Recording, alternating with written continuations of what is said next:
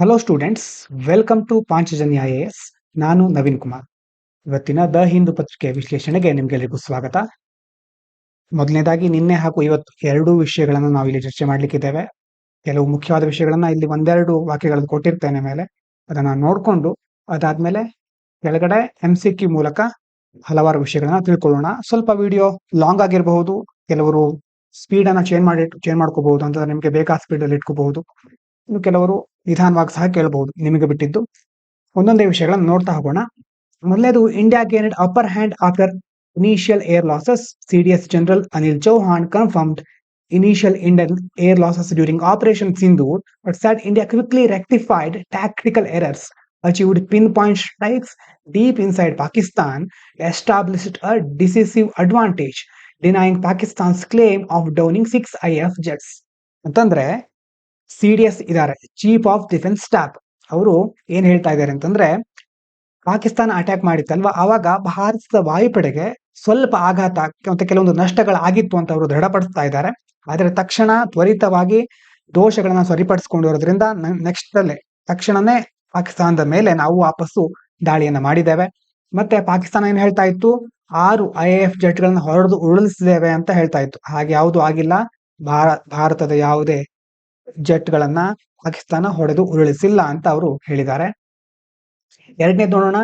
Scientist found that small changes in plants like dry grass and more shrubs made the earth reflect more sunlight and cool down more than big land use changes street.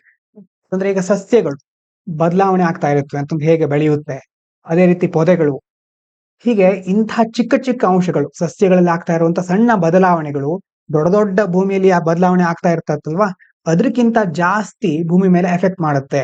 ಭೂಮಿ ಯಾವ ರೀತಿ ಅಂತಂದ್ರೆ, ಭೂಮಿ ಹೆಚ್ಚು ಸೂರ್ಯನ ಬೆಳಕನ್ನ ಪ್ರತಿಫಲಿಸ್ಲಿಕ್ಕೆ ಮತ್ತೆ ಅದಾದ್ಮೇಲೆ ತಣ್ಣಗಾಗ್ಲಿಕ್ಕೆ ಈ ಸಸ್ಯಗಳಲ್ಲಿ ಆಗ್ತಾ ಇರುವಂತ ಸಣ್ಣ ಬದಲಾವಣೆಗಳು ಕಾರಣ ಅಂತ ಸೈಂಟಿಸ್ಟ್ಗಳು ಹೇಳ್ತಾ ಇದ್ದಾರೆ.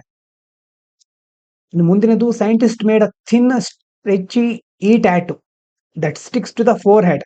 ಹೊಸ ಈ ಟ್ಯಾಟೂನ ಡೆವಲಪ್ ಮಾಡಿದ್ದಾರೆ. ಅದು ಹಣೆಗೆ ಅಂಟ್ಕೊಳ್ಳುತ್ತೆ ನೋಡಿ, ಈ ಕಡೆ ಇದೆ ಹಣೆಗೆ ಅಂಟ್ಕೊಳ್ಳುವಂತ ಟ್ಯಾಟೂ, ಈ ಟ್ಯಾಟೂ ಅಂತ ಕರೀತಾರೆ.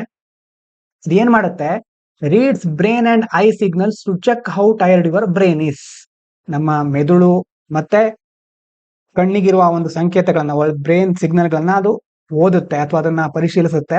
ಅದ್ರ ಮೂಲಕ ನಮಗೆ ನಮ್ಮ ಬ್ರೈನು ಎಷ್ಟು ಟೈರ್ ಆಗಿದೆ, ಎಷ್ಟು ದಣಿದಿದೆ ಅಂತ ಅದು ಪರಿಶೀಲನೆ ಮಾಡುತ್ತೆ. It's light, last for long time, cheap and could help people like pilots and students know when they are getting mentally tired. ನೋಡಿ, ನಾವು ಒಂದೊಂದ್ಸಾರಿ ನಾವು ಅಂದ್ಕೊಳ್ತಾ ಇರ್ತೇವೆ ನಮ್ಗೀಗ ತಲೆ ಟೈರ್ಡ್ ಆಗ್ಬಿಟ್ಟಿದೆ ಅಂತ. ನಿಜವಾಗ್ಲೂ ಆಗಿದೆ ಅಂತ ಚೆಕ್ ಮಾಡ್ಲಿಕ್ಕೆ ಇಂಥ ಚಿಪ್ಗಳು ಬಂದಿದೆ. ನಿಮ್ಮ ಶಿಕ್ಷಕರು ಅಥವಾ ನೀವೆಲ್ಲರೂ ಕಾಲೇಜಲ್ಲಿ ಓದ್ತಾ ಇದ್ರೆ ಚಿಪ್ಗಳನ್ನ ನಿಮ್ಮ ತಲೆಗೆ ಹಾಕ್ತಾರೆ. ಅವಾಗ ಅವ್ರಿಗೆ ಗೊತ್ತಾಗುತ್ತೆ ನೀವು ಸುಳ್ಳು ಹೇಳ್ತಾ ಇದ್ದೀರೋ ಇಲ್ವಾ ಅಂತೆಲ್ಲ. ಚಿಪ್ಗಳನ್ನ ಹಾಕೋದ್ರಿಂದ ನಿಜವಾಗ್ಲೂ ನಿಮ್ಗೆ ದಣಿವಾಗಿದ್ಯಾ, ನಿಜವಾಗ್ಲೂ ಬ್ರೈನಿಗೆ ಟೈರ್ ಆಗಿದ್ಯಾ ಅಂತಂದ್ರೆ ಅಷ್ಟು ನಿಜವಾಗ್ಲೂ ತಲೆ ಅಷ್ಟು ವರ್ಕ್ ಮಾಡಿದ್ಯಾ ಅಂತೆಲ್ಲ ಚೆಕ್ ಮಾಡುತ್ತೆ ಅದು. ಆ ರೀತಿ ಈ ಟ್ಯಾಟೂ ಅನ್ನ ತಯಾರು ಮಾಡಿದ್ದಾರೆ. ಇದು ದೀರ್ಘಕಾಲ ಇರುತ್ತೆ, ಹಗ್ಗ ಅಂತಂದ್ರೆ ಕಡಿಮೆ ಬೆಲೆ ಸಿಗುತ್ತೆ. ಮತ್ತೆ ಪೈಲಟ್ಗಳು, ವಿದ್ಯಾರ್ಥಿಗಳಂತಹ ಜನರು ಯಾವಾಗ ದಣಿದಿದ್ದಾರೆ ಅಂತ ತಿಳಿಲಿಕ್ಕೆ ಸಹಾಯ ಮಾಡುತ್ತೆ. ಇನ್ನು ಮುಂದಿನದು, scientist have created small lab ground bats organs and bat cells better study viruses that bat carry. ಅಂತಂದ್ರೆ ನೀವು ಕೊರೋನಾ ಟೈಮ್ ನಲ್ಲೆಲ್ಲ ನೋಡಿರ್ಬಹುದು, ಬಾವಲಿಗಳಿಂದ ಕೆಲವೊಂದು ವೈರಸ್ಗಳು ಸ್ಪ್ರೆಡ್ ಆಗುತ್ತೆ ಅಂತೆಲ್ಲ ಇತ್ತು ನ್ಯೂಸ್. ಹಾಗಾಗಿ ಆ ಬಾವಲಿಗಳು ಯಾವ ರೀತಿ ವೈರಸ್ ಗಳನ್ನ ಸಾಗಿಸುತ್ತೆ ಅನ್ನೋದನ್ನ, ಆ ವೈರಸ್ ಗಳನ್ನ ಚೆನ್ನಾಗಿ ಸ್ಟಡಿ ಮಾಡ್ಲಿಕ್ಕೆ ಈಗ ವಿಜ್ಞಾನಿಗಳು ಪ್ರಯೋಗಾಲಯದಲ್ಲೇ, ಲ್ಯಾಬ್ ಅಲ್ಲೇ ಸಣ್ಣ ಸಣ್ಣ ಬಾವಲಿಗಳ ಅಂಗಗಳನ್ನ, ಕೋಶಗಳನ್ನ ರಚಿಸಿದ್ದಾರೆ. Helping India and the world prepare for future pandemics. ಮುಂದಿನ ದಿನಗಳಲ್ಲಿ ಬೇರೆ ಬೇರೆ ಸಾಂಕ್ರಾಮಿಕಗಳನ್ನ ತಡೆಗಟ್ಟಲಿಕ್ಕೆ ಇದು ಹೆಲ್ಪ್ ಮಾಡಬಹುದು. ಇದಾದ ನಂತರ, researchers have discovered world's oldest known whale bone industry.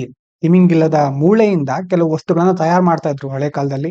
ಈಗಲೂ ಸಹ ಕೆಲವೊಂದು ಅಂತ ಇಂಡಸ್ಟ್ರಿಗಳಿದೆ. ಆದ್ರೆ ಆವಾಗ ಅದು ಜಾಸ್ತಿ ಇತ್ತು, ಸುಮಾರು 17,500 16,000 ವರ್ಷಗಳ ಹಿಂದೆ. ಅಷ್ಟು ಹಿಂದಿನ ಒಂದು ಉದ್ಯಮವನ್ನ ಸಂಶೋಧಕರು ಕಂಡು ಹಿಡಿದಿದ್ದಾರೆ. ವ್ಯಾರ್ ಪ್ಯಾಲಿಯೋಲಿಥಿಕ್ ಪೀಪಲ್, ಹಾಗೇನೆ ಪ್ಯಾಲಿಯೋಲಿಥಿಕ್ ಪೀಪಲ್ ಏನ್ ಮಾಡ್ತಾ ಇದ್ರು, ಅರೌಂಡ್ ದ ಬೇ ಆಫ್ ಬಿಸ್ಕೆ. ಈ ಮ್ಯಾಪ್ ಅನ್ನ ಸರಿಯಾಗಿ ನೋಡ್ಕೊಳ್ಳಿ. ಯುರೋಪ್ ಖಂಡ ನಿಮ್ಗೆ ನೆನಪಿರಬಹುದು, ಯುರೋಪ್ ಎಲ್ಲ ಈ ಕಡೆ ಬರುತ್ತೆ, UK ಇಲ್ಲಿ ಬರುತ್ತೆ, ಐರ್ಲೆಂಡ್, ಫ್ರಾನ್ಸ್ ಇಲ್ಲಿದೆ, ಕೆಳಗಡೆ ಮೆಡಿಟರೇನಿಯನ್ ಸಿ ಇದೆ, ಇದ್ರ ಕೆಳಗಡೆ ಇರೋದು ಆಫ್ರಿಕಾ, ಆಫ್ರಿಕಾ ಮೇಲ್ಗಡೆ ಸ್ಪೇನ್ ಇದೆ, ಸ್ಪೇನ್ ಮೇಲ್ಗಡೆ ಇರೋದು ಬೇ ಆಫ್ ಬಿಸ್ಕೆ. ಈ ಬೇ ಆಫ್ ಬಿಸ್ಕೆಯಲ್ಲಿ ಈ ಒಂದು ಉದ್ಯಮ ಹಳೆಯ ಅವಶೇಷಗಳನ್ನ ಸಂಶೋಧಕರು ಕಂಡು ಹಿಡಿದಿದ್ದಾರೆ. Palaeolithic people around the Bay of Biscay used bones from stranded whales to make tools. ಈ ಒಂದು ಚಿಕ್ಕ ಚಿಕ್ಕ ಮೂಳೆಗಳು ಮತ್ತೆ ಅದರ ಒಟ್ಟಾರೆ ವ್ಯವಸ್ಥೆಗಳಿಂದಾಗಿ ಜನರು ಬೇರೆ ಬೇರೆ ಉಪಕರಣಗಳನ್ನ ಮೊದಲು ತಯಾರಿಸ್ತಾ ಇದ್ರು, ಅದನ್ನ ಬಳಸ್ತಾ ಇದ್ರು. ಇನ್ನು UN watch dog reveals that Iran has increased its stockpile of 60% enriched uranium by nearly 50%.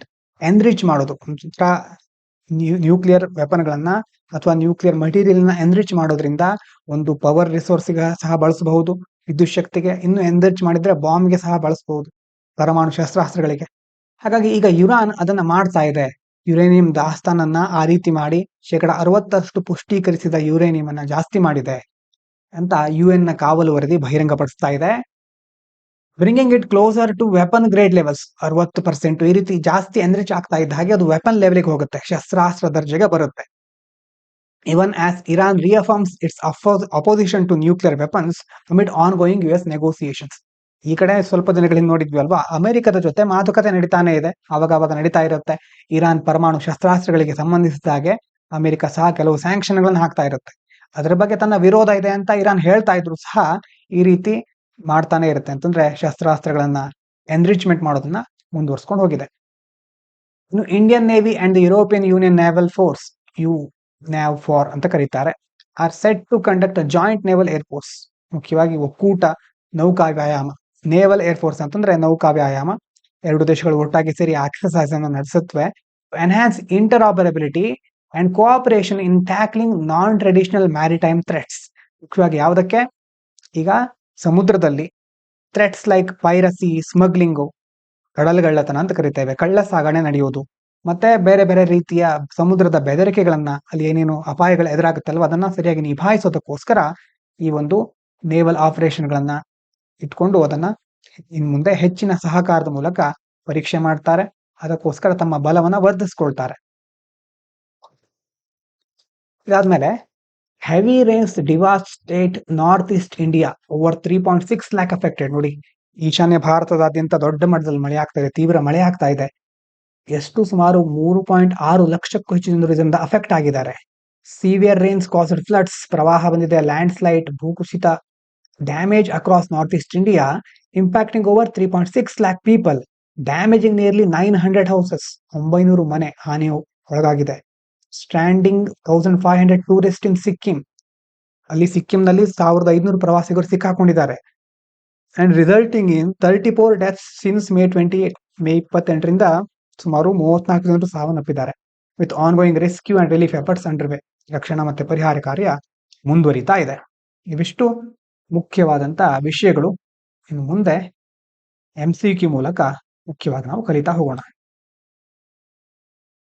ಈ ತರ ಕಲಿಯೋದಾದ್ರೆ ಸ್ವಲ್ಪ ಜಾಸ್ತಿ ನಾವು ವಿಡಿಯೋನಂತಾನೆ ಇಡಬೇಕಾಗಬಹುದು. ಯಾಕಂತಂದ್ರೆ ಅದ್ರ ಬಗ್ಗೆ ಸ್ವಲ್ಪ ಸ್ಟ್ಯಾಟಿಕ್ ಪಾರ್ಟ್ ನೋಡ್ಬೇಕಾಗತ್ತೆ. ಅಂತಂದ್ರೆ UPSC ಯಾವ ತರ ಕ್ವಶನ್ ಕೇಳುತ್ತೆ ಆ ರೀತಿ ನಾವಿಲ್ಲಿ ಕ್ವಶನ್ ಅನ್ನ ನೋಡಿದ್ರೆ ನಿಮ್ಗೆ ಹೆಲ್ಪ್ ಆಗ್ಬಹುದು ಅಂತ ಸ್ವಲ್ಪ ಸ್ಟ್ಯಾಟಿಕ್ ಮತ್ತೆ ಕರೆಂಟ್ ಅಫೇರ್ಸ್ ಎರಡೂ ಸಹ ಸ್ವಲ್ಪ ಇಲ್ಲಿ ಇನ್ಕ್ಲೂಡ್ ಆಗಿರುತ್ತೆ. ಹಾಗಾಗಿ ಸ್ವಲ್ಪ ಜಾಸ್ತಿ ಟೈಮ್ ಆಗಬಹುದು. ನೋಡಿ, ಈಗ ಸುದ್ದಿ ಏನಿದೆ ಅಂತಂದ್ರೆ, ಮೋದಿ ಅವರು ಅಹಲ್ಯಾಬಾಯಿ ಹೋಳ್ಕರ್ ಅವರ 300ನೇ ಬರ್ತ್ ಆನಿವರ್ಸರಿಯನ್ನ ಅವರಿಗೆ ಸಮರ್ಪಿಸೋದ್ರ ಮೂಲಕ, ಪುಷ್ಪ ಸಮರ್ಪಿಸೋದ್ರ ಮೂಲಕ ಆಚರಿಸಿದ್ದಾರೆ ಭೋಪಾಲ್ನಲ್ಲಿ. ಅದ್ರ ಬಗ್ಗೆ ನೋಡಿ, ಕ್ವಶನ್ ಇದೆ. Consider the following statements about Ahilyabai Holkar. ನೀವು ಹಿಸ್ಟ್ರಿಯನ್ನು ಓದಿದ್ರೆ ಅದು ಸಹ ಒಂದ್ಸಾರಿ ರಿವೈಸ್ ಆಗುತ್ತೆ, ಇಲ್ಲದ್ರೆ ಇವ ಹೊಸ ವಿಷಯಗಳನ್ನ ತಿಳ್ಕೊಳ್ತೀರಿ. ಅಹಲ್ಯಾಬಾಯಿ ಹೋಳ್ಕರ್ ಅವ್ರ ಬಗ್ಗೆ ಮೊದಲನೇ ಸ್ಟೇಟ್ಮೆಂಟ್ ಏನ್ ಹೇಳುತ್ತೆ ನೋಡಿ. She was one of the few female rulers of 18th century India who held sovereign authority without male regent. Male regent ಅಂತಂದ್ರೆ ಯಾವುದೇ ಪುರುಷ ಪ್ರಾತಿನಿಧಿತ್ವ ಇಲ್ಲದೆ ಫಿಮೇಲ್ ರೂಲ್ ಮಾಡಿದ್ಲು, ಅಂತಂದ್ರೆ ಮಹಿಳೆಯಾಗಿ ರಾಜ್ಯವನ್ನು ನಿರ್ವಹಿಸಿದ್ಲು 18th centuryಯಲ್ಲಿ ಅಂತ ಮೊದಲನೇ ಸ್ಟೇಟ್ಮೆಂಟ್ ಹೇಳ್ತಾ ಇದೆ. ಹರ್ rain is particularly remembered for extensive temple restoration and patronage across India, including cities like Varanasi and Somanath. Varanasi, Somnath ಅಂತ ಕೆಲವು ಪ್ರದೇಶಗಳಲ್ಲಿ ಟೆಂಪಲ್ ನ ರಿಸ್ಟೋರ್ ಮಾಡೋದು, ಪುನರ್ ನಿರ್ಮಾಣ ಮಾಡೋದು, ಅದಕ್ಕೆ ಪುನರುಜ್ಜೀವನಗೊಳಿಸೋದು, ಅಂತಹ ಆಕ್ಟಿವಿಟೀಸ್ ಗಳಿಗಾಗಿ ಅವರನ್ನ ಹೆಚ್ಚು ನೆನಪಿಸಿಕೊಳ್ತಾರೆ. She abolished the system of land revenue. ಭೂ ಕಂದಾಯ ಪದ್ಧತಿಯನ್ನ ಅವರು ಅಬಾಲಿಷ್ ಮಾಡಿದ್ರು, ತೆಗೆದುಹಾಕಿದ್ರು. In her kingdom and promoted trade by removing all internal custom duties. ಅವರ ಕಿಂಗ್ಡಮ್ ನಲ್ಲಿ ಈ ಸ್ಟೇಟ್ಮೆಂಟ್ ಏನ್ ಹೇಳ್ತಾ ಇದೆ, ಲ್ಯಾಂಡ್ ರೆವೆನ್ಯೂ ತೆಗೆದುಹಾಕಿದ್ರು ಅಂತ, ಮತ್ತೆ ಟ್ರೇಡ್ ಅನ್ನ ಎಲ್ಲ ಇಂಟರ್ನಲ್ ಕಸ್ಟಮ್ ಡ್ಯೂಟೀಸ್ ಗಳನ್ನ ತೆಗೆದುಹಾಕೋದ್ರ ಮೂಲಕ ಟ್ರೇಡ್ ಅನ್ನ ಪ್ರಮೋಟ್ ಮಾಡಿದ್ರು ಅಂತ ಇಲ್ಲಿ ಹೇಳ್ತಾ ಇದ್ದಾರೆ. ಮೂರನೇ ಸ್ಟೇಟ್ಮೆಂಟ್ ಅಲ್ಲಿ Ahilyabai Holkar belong to the Bhonsle clan of the Marathas and was directly descendant from Shivaji Maharaj. ಈ ಸ್ಟೇಟ್ಮೆಂಟ್ ಏನ್ ಹೇಳ್ತಾ ಇದೆ, ಇವರು ಭೋನ್ಸ್ಲೆ ಆ ಒಂದು ಭೋನ್ಸ್ಲೆ ಕ್ಲಾನ್ ಅಂತಂದ್ರೆ ಆ ಒಂದು ಕುಟುಂಬ ಅಥವಾ ಆ ಒಂದು ಪರಂಪರೆ ಅಂತ ಹೇಳ್ಬಹುದಲ್ವಾ, ಶಿವಾಜಿ ಮಹಾರಾಜರ ಕುಲ ಅಂತಾನು ಹೇಳ್ಬಹುದು. ಅಂತಂದ್ರೆ ಕ್ಲಾನ್ ಅಂದ್ರೆ ಕುಲ ಅಂತ ಸಹ ಕನ್ಸಿಡರ್ ಮಾಡ್ತಾರೆ. ಇಲ್ಲಿ ಹೇಳ್ತಾ ಇರೋದು belong to Bhonsle clan of the Marathas directly descendant from Shivaji Maharaj. Shivaji Maharaj ನಂತರ ಡೈರೆಕ್ಟ್ ಆಗಿ ಅವರ ಉತ್ತರಾಧಿಕಾರಿತ್ವವನ್ನು ವಹಿಸಿಕೊಂಡಿದ್ರು. ಆ ರೀತಿ ಸ್ಟೇಟ್ಮೆಂಟ್ ಇದೆ. ಇದನ್ನ ನೋಡಿದಾಗ ನಿಮಗೆ ಪಾಸ್ ಮಾಡಿ ಒಂದ್ಸರಿ ನೀವು ಹಿಸ್ಟ್ರಿ ಓದುವವರಾಗಿದ್ರೆ ಸ್ವಲ್ಪ ಚೆಕ್ ಮಾಡಬಹುದು. ಕೇಳಿರೋದು how many of the above statement are correct, ಎಷ್ಟು ಸ್ಟೇಟ್ಮೆಂಟ್ಗಳು ಕರೆಕ್ಟ್ ಅಂತ ಕೇಳಿದ್ದಾರೆ. ಎಲ್ಲಾ ಸ್ಟೇಟ್ಮೆಂಟ್ಗಳ ಗೊತ್ತಿದ್ರೆ ಮಾತ್ರ, ಯಾವ್ದು ಸರಿ ಯಾವ್ದು ತಪ್ಪು ಅಂತ ಗೊತ್ತಿದ್ರೆ ಮಾತ್ರ ನೀವು ಆನ್ಸರ್ ಮಾಡಬಹುದು. ಅದಕ್ಕೆ ಒಂದೊಂದೇ ಸ್ಟೇಟ್ಮೆಂಟ್ ನೋಡ್ತಾ ಹೋಗೋಣ. ಮೊದಲನೇ ಸ್ಟೇಟ್ಮೆಂಟ್ ಅಲ್ಲಿ ಏನ್ ಹೇಳಿದ್ರು ಅದು ಕರೆಕ್ಟ್. ಅಲ್ಲಿ ಹೇಳಿರೋದೇನು ಫಿಮೇಲ್ ರೂಲರ್, ಹೌದು. ನೋಡಿ, Ahalyabai Holkar ruled the Malwa kingdom. ಯಾವ ಕಿಂಗ್ಡಮ್ ಅವರೊಂದು Malwa kingdom as a sovereign queen, ಸಾರ್ವಭೌಮ ರಾಣಿ ಆಗಿದ್ರು ಅವರು. After the death of our father in law Malhar Rao Holkar, ಅವರ father in law Malhar Rao Holkar ಅವರ ನಿಧನದ ನಂತರ, ಮತ್ತೆ ಅವರ ಹಸ್ಬೆಂಡ್ ಖಾಂಡೇರಾವ್ ಹೋಳ್ಕರ್ ಇವರಿಬ್ಬರು ನಿಧನ ಆದ ನಂತರ ಅವರು ಕ್ವೀನ್ ಆದ್ರು. Authority was widely accepted, she govern directly without male regent. ಫಸ್ಟ್ನೇ ಸ್ಟೇಟ್ಮೆಂಟ್ ಅದೇ ಹೇಳಿತ್ತಲ್ವಾ, ವಿತೌಟ್ ಮೇಲ್ ರೆಜೆಂಟ್, ಯಾವುದೇ ಪುರುಷ ಪ್ರತಿನಿಧಿಗಳನ್ನ ಒಳಗೊಳ್ಳದೆ ಅವರು ಅಲ್ಲಿ ಗವರ್ಮೆಂಟ್ ಅಂತಂದ್ರೆ ಆಡಳಿತವನ್ನ ಚೆನ್ನಾಗಿ ನಡೆಸಿದ್ರು. ಎರಡನೇ ಸ್ಟೇಟ್ಮೆಂಟ್ ನೋಡಿ, she is indeed renowned for our cultural and religious patronage. ಅದು ಸಹ ಕರೆಕ್ಟ್. ಸಾಂಸ್ಕೃತಿಕತೆ ಮತ್ತೆ ಧಾರ್ಮಿಕ ಎರಡು ವಿಷಯಗಳಿಗೆ ಅವರ ಕೊಡುಗೆ ತುಂಬಾ ಚೆನ್ನಾಗಿತ್ತು. Having funded the construction of restoration of temple across India, ಬೇರೆ ಬೇರೆ ದೇವಸ್ಥಾನಗಳ ನಿರ್ಮಾಣಕ್ಕೋಸ್ಕರ ರೀಕನ್ಸ್ಟ್ರಕ್ಷನ್, ರಿಸ್ಟೋರೇಷನ್, ಉದಾಹರಣೆಗೆ ವಾರಣಾಸಿ, ಸೋಮನಾಥ, ರಾಮೇಶ್ವರಂ, ಕಾಶಿ, ಇಲ್ಲೆಲ್ಲ ಕಡೆ ಅದಕ್ಕೋಸ್ಕರ ದೇವಸ್ಥಾನಗಳ ಪುನರ್ ನಿರ್ಮಾಣಕ್ಕೆ ಅವರು ಸಹಾಯ ಮಾಡಿದ್ರು. ಮೂರನೇ ಸ್ಟೇಟ್ಮೆಂಟ್ ಇನ್ ಕರೆಕ್ಟ್, ಇದು ಸರಿಯಾಗಿ ನೋಡ್ಕೊಳ್ಳಿ. While Ahilyabai promoted trade and maintain law and order, ಅವರು ವಾಣಿಜ್ಯವನ್ನ, ನಿಯಮಗಳನ್ನ ಮತ್ತೆ ಆರ್ಡರ್ ಗಳನ್ನ ಚೆನ್ನಾಗಿ ಮೇಂಟೈನ್ ಮಾಡ್ತಾ ಇದ್ರು. There is no historical evidence that she abolished land revenue. Land revenue ಅಂತಂದ್ರೆ ಭೂ ಕಂದಾಯವನ್ನ ರದ್ದುಗೊಳಿಸಿದ್ರ ಬಗ್ಗೆ ಯಾವುದೇ ಹಿಸ್ಟೋರಿಕಲ್ ಎವಿಡೆನ್ಸ್ ಇಲ್ಲ. Or removed all internal custom duties, ಅದೇ ರೀತಿ ಆಂತರಿಕವಾದ ಎಲ್ಲಾ ಕಸ್ಟಮ್ ಡ್ಯೂಟಿಗಳನ್ನ ರಿಮೂವ್ ಮಾಡಿದ್ರ ಕುರಿತಾಗಿ ಸಹ ಯಾವುದೇ ದಾಖಲೆಗಳಿಲ್ಲ. Such administrative overhauls would be highly improbable and unrecorded for the time. ಹಾಗಾಗಿ ಅದನ್ನ ಅಷ್ಟು ಆಗಿರೋದು ಬಹಳ ಸತ್ಯಕ್ಕೆ ದೂರವಾದಂಥದ್ದು ಅಂತ ಇಲ್ಲಿ ಹೇಳ್ತಾ ಇದ್ದಾರೆ. ಹಾಗಾಗಿ ಮೂರನೇ ಸ್ಟೇಟ್ಮೆಂಟ್ ಇನ್ಕರೆಕ್ಟ್. ನಾಲ್ಕನೇದು ಸಹ incorrect. Ahalyabai Holkar was not from Bhonsle clan, Bhonsle ಕುಲದಿಂದ ಅವರು ಬಂದಿರೋದಲ್ಲ. And had no direct lineage from Shivaji Maharaj, Shivaji ಮಹಾರಾಜರ ಕುಲ, ಅವರ ಉತ್ತರಾಧಿಕಾರಿತ್ವ ಇದಕ್ಕೆ ಅವರಿಗೆ ಸಂಬಂಧ ಇಲ್ಲ. She was born in humble Dhangar herder family in the village of Chaundi ಅನ್ನುವಂಥ ವಿಲೇಜ್ ಅಲ್ಲಿ. She married in to the Holkar clan. Holkar ಕುಟುಂಬ ಇದೆಯಲ್ವಾ, ಅವರ ಒಂದು ರಾಜರಿಗೆ ಇವರನ್ನ ಮದುವೆ ಮಾಡಿ ಕೊಡ್ಲಾಯಿತು. Which was a prominent Maratha sub house but not related by blood to Shivaji. Maratha ಅವರದ ಒಂದು ಸಬ್ ಹೌಸ್ ಅದು, ಆದ್ರೆ ಬ್ಲಡ್ ಶಿವಾಜಿ ಮಹಾರಾಜರ ಜೊತೆ ಇವರ ನೇರ ರಕ್ತ ಸಂಬಂಧಗಳು ಇಲ್ಲ. ಹಾಗಾಗಿ ಮೊದಲನೇದು ಎರಡು ಕರೆಕ್ಟು. ಅವರು ಮಾಲ್ವಾ ಕಿಂಗ್ಡಮ್ ಮೇಲ್ ರೆಜೆಂಟ್ ಇದ್ರು, ಅಂದ್ರೆ ಫಿಮೇಲ್ ಅಥಾರಿಟಿ, ಅದು ಮೇಲ್ ರೆಜೆಂಟ್ ಇರ್ಲಿಲ್ಲ, ಅಂತಂದ್ರೆ ಪುರುಷ ಪ್ರಾತಿನಿಧಿತ್ವ ಅಲ್ಲಿ ಇರ್ಲಿಲ್ಲ. ನೋಡ್ಕೊಳ್ಳಿ ಇನ್ನೊಂದ್ಸಾರಿ. ಇನ್ನು ವಾರಣಾಸಿ, ಕಾಶಿ ಮುಂತಾದ ಕಡೆ ದೇವಸ್ಥಾನಗಳ ಪುನರ್ ನಿರ್ಮಾಣಕ್ಕೆ ಹೆಲ್ಪ್ ಮಾಡಿದ್ರು. ಆದ್ರೆ ಲ್ಯಾಂಡ್ ರೆವೆನ್ಯೂ ತೆಗೆದು ಹಾಕಿದ್ರ ಬಗ್ಗೆ, ಇಂಟರ್ನಲ್ ಕಸ್ಟಮ್ ಡ್ಯೂಟಿಗಳನ್ನ ರಿಮೂವ್ ಮಾಡಿದ್ರ ಬಗ್ಗೆ ಯಾವುದೇ ದಾಖಲೆಗಳಿಲ್ಲ. ಮತ್ತೆ ಭೋನ್ಸ್ಲೆ ಕ್ಲಾನ್ಗೆ ಸೇರಿದವರಲ್ಲ, ಅವರು ಹೋಳ್ಕರ್ ಕ್ಲಾನ್ ಅವರನ್ನ ಮದುವೆ ಆಗಿದ್ದಾರೆ ಅಷ್ಟೇ. ಶಿವಾಜಿ ಮಹಾರಾಜರ ಆ ಒಂದು ಕುಟುಂಬದ ಜೊತೆ ಯಾವುದೇ ರಕ್ತ ಸಂಬಂಧ ಇರಲಿಲ್ಲ. ಹಾಗಾಗಿ ಓನ್ಲಿ ಟು ಆನ್ಸರ್. ಮುಂದಿನ ವಿಷಯ ನೋಡಿ, India engages US in plans to put Pak on grey list as FATF session. FATF ಬಗ್ಗೆ ಅವಾಗವಾಗ ನೋಡ್ತಾನೆ ಇರ್ತೇವೆ. ಪಾಕಿಸ್ತಾನವನ್ನ ಮತ್ತೆ FATF ನ ಗ್ರೇ ಲಿಸ್ಟ್ ಗೆ ಸೇರಿಸಬೇಕು ಅಂತ ಭಾರತ US ಜೊತೆ ಮಾತುಕತೆ ನಡೆಸ್ತಾ ಇದೆ. ಕ್ವಶನ್ ನೋಡಿ, with reference to the financial action task force, FATF ಅಂತ ಕರೀತಾರೆ ಶಾರ್ಟ್ ಆಗಿ. ಫಾಲೋವಿಂಗ್ ಸ್ಟೇಟ್ಮೆಂಟ್ಸ್ ನೋಡ್ಕೊಳ್ಳಿ. FATF was established as an initiative of the G20 to combat money laundering and terrorist financing. Country on the FATF grey list faces international sanctions and complete financial isolation. FATF recommendations are legally binding on member countries. Grey listing can increase a country's borrowing cost and reduce foreign investment inflows. ಇನ್ನೊಂದ್ಸಾರಿ ನೋಡಿ, ಬೇಕಿದ್ರೆ pass ಮಾಡಿ. ಇದನ್ನ G20 start ಮಾಡಿದ್ರು ಅಂತ ಮೊದಲನೇದು ಹೇಳುತ್ತೆ. Grey list ಅಲ್ಲಿ ಇದ್ರೆ international sanction complete financial isolation ಮಾಡ್ತಾರೆ ಅಂತ ಎರಡನೇ ಸ್ಟೇಟ್ಮೆಂಟ್ ಹೇಳುತ್ತೆ. ಮತ್ತೆ ಈ FATF ಹೇಳುತ್ತಲ್ವಾ, ಇದು ಲೀಗಲಿ ಬೈಂಡಿಂಗ್, ಕಾನೂನಾತ್ಮಕವಾಗಿ ಬೈಂಡಿಂಗ್ ಆಗುತ್ತೆ, ಅದನ್ನ ಮಾಡಲೇಬೇಕು ಅನ್ನುವಂತ ಒಂದು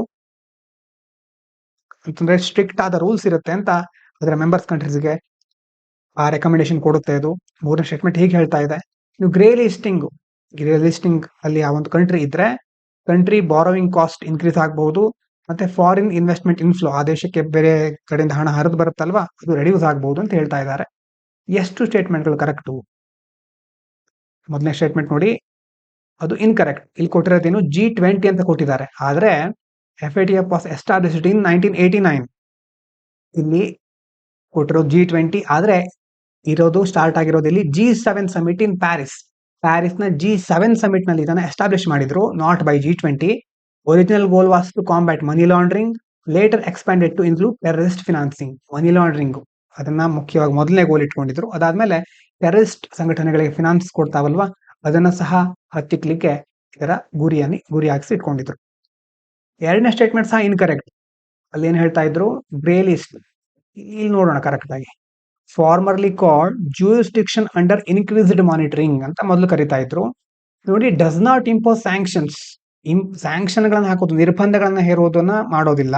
but it can lead to increased financial scrutiny and reputational risk. Grey list ಹಾಕಿರೋದ್ರಿಂದ ದೊಡ್ಡ ನಿರ್ಬಂಧಗಳನ್ನ ಇರೋದಿಲ್ಲ, ಆದ್ರೆ ಫಿನಾನ್ಷಿಯಲ್ ಸ್ಕ್ರೂಟಿನಿ, ಆ ದೇಶವನ್ನ ಮುಖ್ಯವಾಗಿ ಮೇಲ್ವಿಚಾರಣೆ ಮಾಡ್ತಾ ಇರ್ತಾರೆ, ಆ ದೇಶದ ಆರ್ಥಿಕತೆ ಬಗ್ಗೆ. ಅದೇ ರೀತಿ ಅದರ ರೆಪ್ಯುಟೇಷನ್ಗೆ ಸ್ವಲ್ಪ ಧಕ್ಕೆ ಬರುತ್ತೆ. ಅನ್ಲೈಕ್ ದಿ ಬ್ಲಾಕ್ ಲಿಸ್ಟ್ ಹೋಗ್ಬಿಟ್ರೆ ಏನು, which can lead to severe restrictions. Black list ಹಾಕ್ಬಿಟ್ರೆ ತುಂಬಾ ರೆಸ್ಟ್ರಿಕ್ಷನ್ ಗಳಿರುತ್ತೆ. ಈಗ ಹೇಳಿರೋದು ಯಾವುದು, ಗ್ರೇ ಲಿಸ್ಟ್.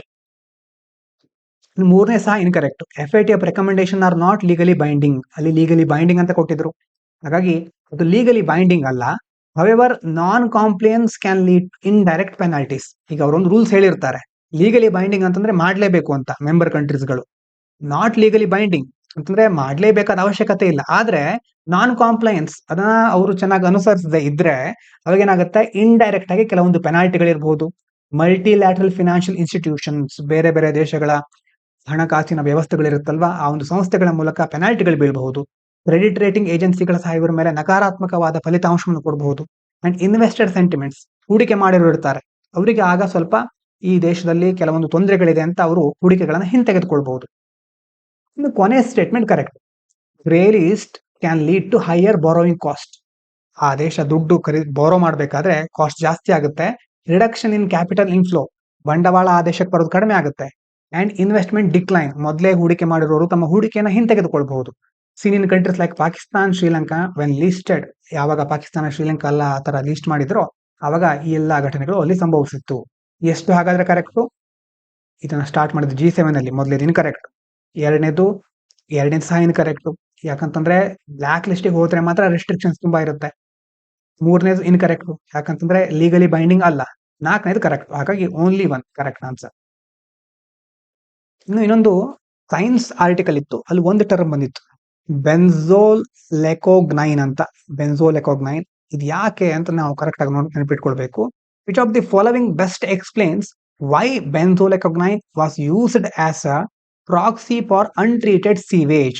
ಅನ್ಟ್ರೀಟೆಡ್ ಸೀವೇಜ್ ಅಂತಂದ್ರೆ ಈಗ ಬೇರೆ ಬೇರೆ ಕಡೆಯಿಂದ, ಈ ಕನ್ನಡದಲ್ಲಿ ನಾವು ಎಲ್ಲ ಮಲಿನಗೊಂಡ ನೀರು ಅಂತ ಇರುತ್ತಲ್ವ, ಸೀವೇಜ್ ವಾಟರ್ ಇರುತ್ತೆ, ಚರಂಡಿಗಳಿಂದ ಇರಬಹುದು, ಬೇರೆ ಬೇರೆ ಮೂಲಗಳಿಂದ ಸೀವೇಜ್ ವಾಟರ್ ಇರುತ್ತೆ. ಸಿವೇಜ್ ವಾಟರ್ ನ ಟ್ರೀಟ್ ಮಾಡಿದಾರ ಇಲ್ವಾ ಅನ್ನೋದನ್ನ ಕಂಡುಹಿಡಿಲಿಕ್ಕೆ ಈ ಬೆನ್ಝೋಲೆಕೋಗ್ನೈನ್ ಅನ್ನುವಂಥದ್ದನ್ನ ಬಳಸ್ತಾರೆ. ಅದು ಯಾಕೆ, ಅದನ್ನ ಯಾಕೆ proxy for untreated sewage, treat ಮಾಡಿದಾರ ಇಲ್ವಾ ಅಂತ ನೋಡ್ಲಿಕ್ಕೆ, ಚೆಕ್ ಮಾಡ್ಲಿಕ್ಕೆ ಇದನ್ನ ಯಾಕೆ ಬಳಸಬಹುದು ಅಂತ ಕೇಳಿದ್ದಾರೆ. ಮೊದಲನೇದೇನು, ಇದು ನೋಡಿ, ABCD 4 ಆಪ್ಷನ್ ಇದೆ. It's a compound found only in industrial waste water indicating chemical run off from factories. ಈಗ ಒಂದೇ ಕಡೆ ಸಿಕ್ಕಿದ್ರೆ ಹಾಗೆ ಹೇಳ್ತಾ ಇರ್ಲಿಲ್ಲ ಅಲ್ವಾ, ಸೀವೇಜ್ ವಾಟರ್ ಅಂತ ಹೇಳ್ತಾ ಇರ್ಲಿಲ್ವಾ, only in industrial waste water, ಒಂದು ಇಂಡಸ್ಟ್ರಿಯಲ್ ವೇಸ್ಟ್ ವಾಟರ್ ಮಾತ್ರ ಸಿಕ್ಕೋದು ಅಂತ ಹೇಳ್ತಾ ಇದ್ದಾರೆ. Stable compound that remain unchanged in the human body can be reliable traced in sewage. ನೋಡಿ, ಎರಡನೇದು ಸ್ಟೇಬಲ್ ಕಂಪೌಂಡ್, ಯಾವಾಗಲೂ ಒಂದೇ ತರ ಇರುತ್ತೆ ನಮ್ಮ ದೇಹದಲ್ಲಿ, ಹಾಗಾಗಿ can be reliably traced in sewage, ಹಾಗಾಗಿ ಅದನ್ನ ಚೆನ್ನಾಗಿ ನಾವು ಟ್ರೇಸ್ ಮಾಡಬಹುದು. ಮೂರನೇದು ನೋಡಿ, ingredient in household disinfectants that accumulates in rivers during rainfall events. ಈಗ ಹೌಸ್ ಹೋಲ್ಡ್ ಡಿಸ್ಇನ್ಫೆಕ್ಟೆಂಟ್ಗಳು ಬೇರೆ ಬೇರೆ ಔಷಧಿಗಳಿರಬಹುದು, ಮತ್ತೆ ಲೈಸಾಲ್ ಕೆಲವೊಂದು ಕೇಳಿರ್ತೀರಲ್ವಾ ನೀವು, ಆ ತರ ಡಿಸ್ಇನ್ಫೆಕ್ಟೆಂಟ್ ಗಳನ್ನ ಮನೆಗಳಲ್ಲಿ ಬಳಸ್ತಾರೆ. ಅದರಲ್ಲಿರುವಂತಹ ಇಂಗ್ರೀಡಿಯೆಂಟ್ ಆಯಿತು ಅಂತ ಸಹ ಕೇಳ್ತಾ ಇದ್ದಾರೆ.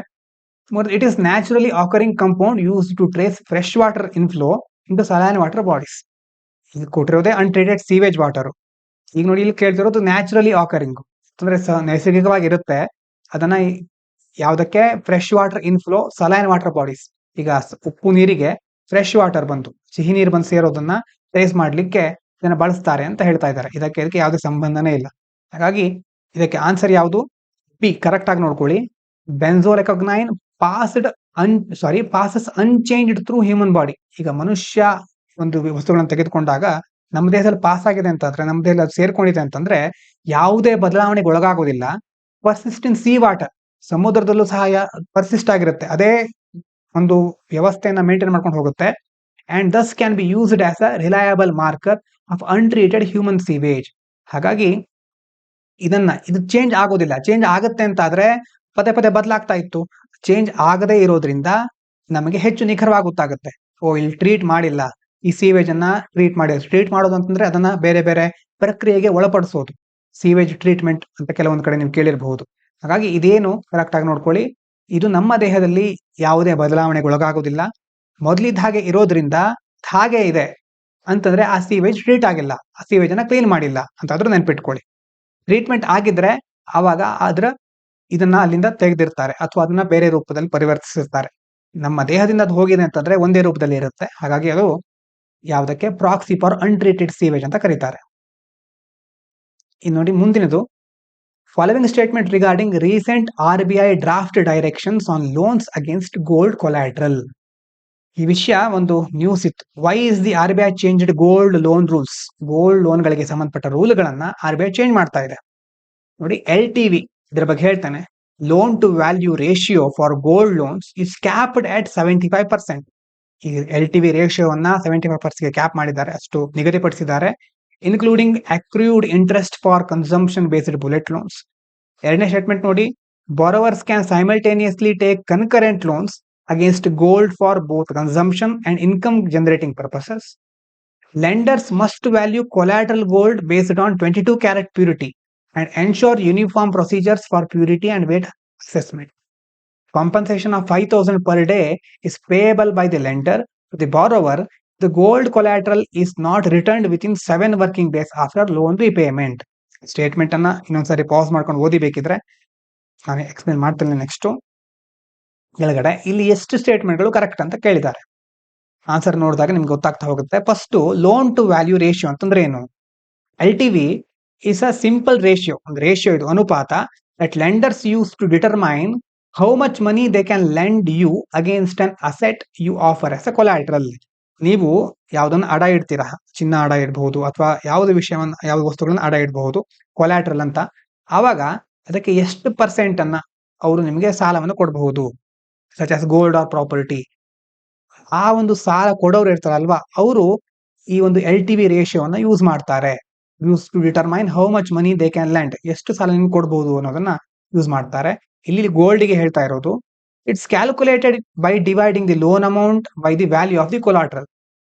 ಈಗ ಲೋನ್ ಅಮೌಂಟ್ ಎಂತ ಇರುತ್ತೆ, ಇನ್ನು ವ್ಯಾಲ್ಯೂ, ಇದು ಎರಡನ್ನ ಕ್ಯಾಲ್ಕುಲೇಟ್ ಮಾಡಿ ಅವರು ಇದಕ್ಕೆ ವ್ಯಾಲ್ಯೂಗೆ ಬರ್ತಾರೆ.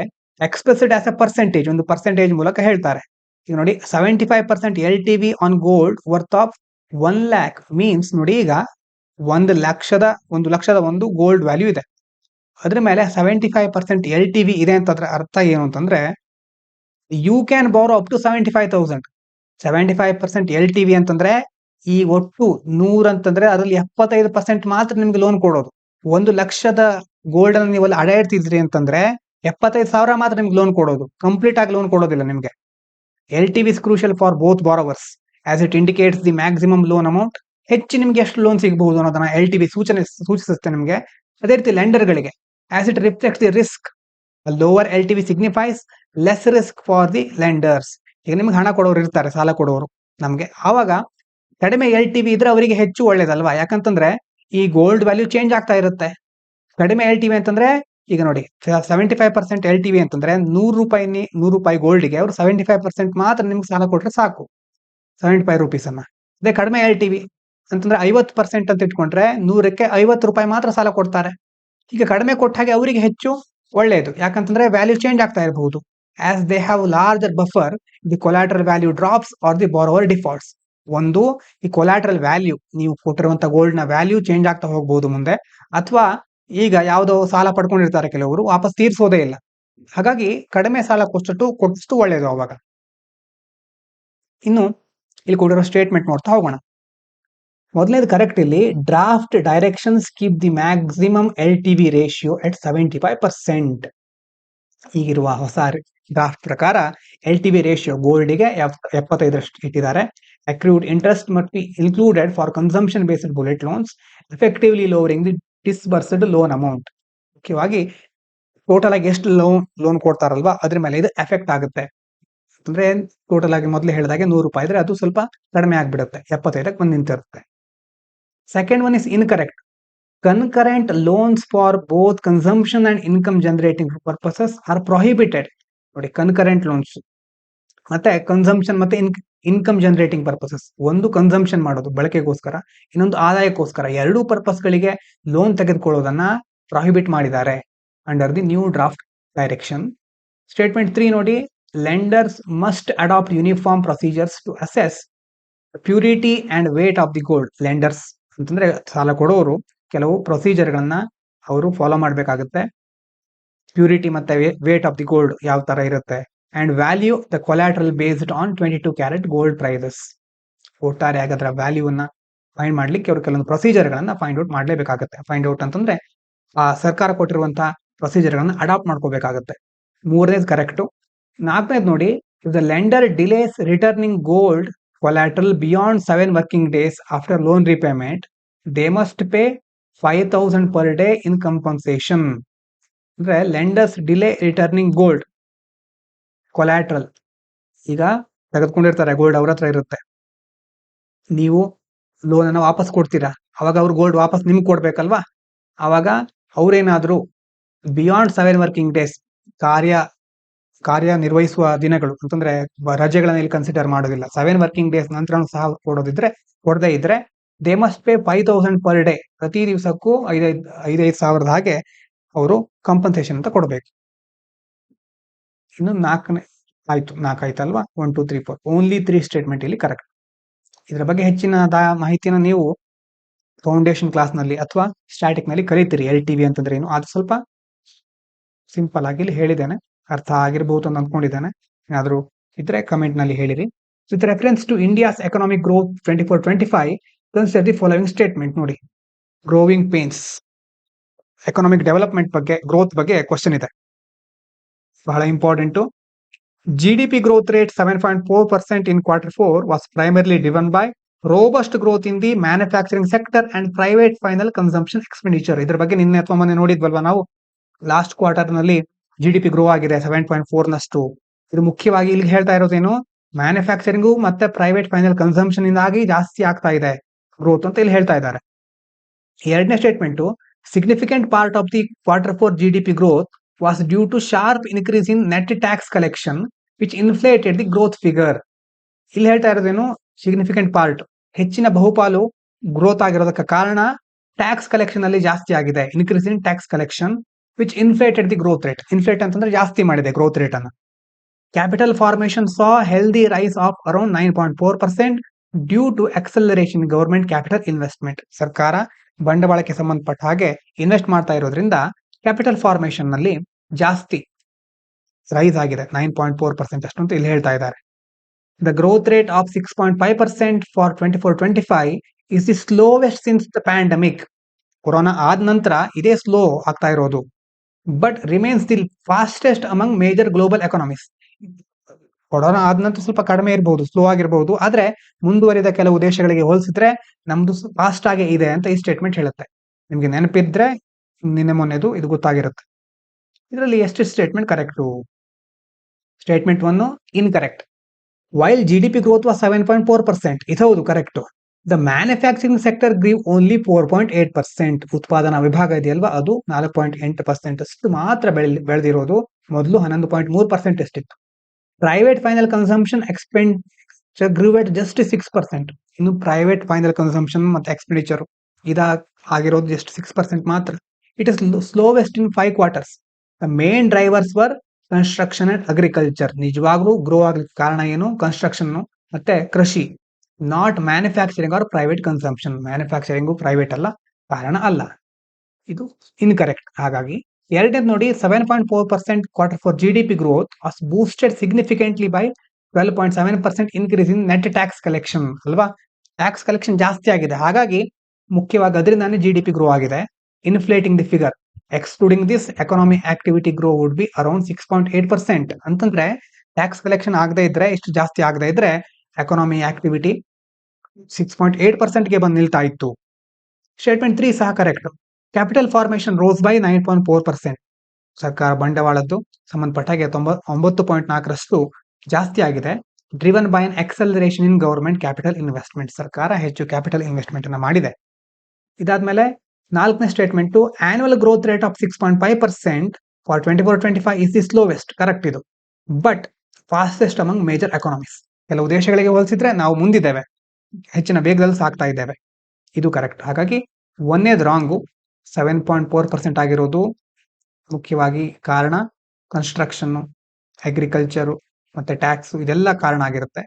ಹಾಗಾಗಿ ಮ್ಯಾನುಫ್ಯಾಕ್ಚರಿಂಗ್ ಮತ್ತೆ ಪ್ರೈವೇಟ್ ಫೈನಲ್ ಕನ್ಸಂಪ್ಷನ್ ಅಲ್ಲ. ಉಳಿದಿರೋ 3 ಸ್ಟೇಟ್ಮೆಂಟ್ ಕರೆಕ್ಟು. ಎಷ್ಟು? ಹಾಗಾದ್ರೆ ಓನ್ಲಿ 3 ಕರೆಕ್ಟ್ ಆನ್ಸರ್.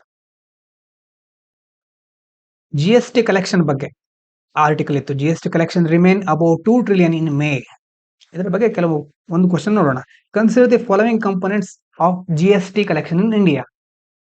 CGST ಅಂತಿದೆ, ಸೆಂಟ್ರಲ್ GST. SGST ಅಂತಿದೆ, ಸ್ಟೇಟ್ GST. IGST ಅಂತಂದ್ರೆ ಇಂಟಿಗ್ರೇಟೆಡ್ GST. ಅದಾದ್ಮೇಲೆ ಕಾಂಪನ್ಸೇಷನ್ ಸೆಸ್ ಅಂತಿದೆ. 4 ಇದೆ ಇದರಲ್ಲಿ.